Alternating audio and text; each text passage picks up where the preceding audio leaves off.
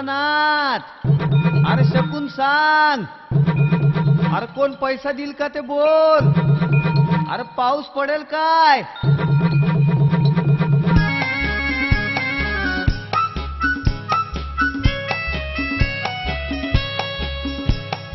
सांग सांग भोलानाथ, पाऊस पडेल काय. भोलानाथ दुपारी आई झोपेल काय.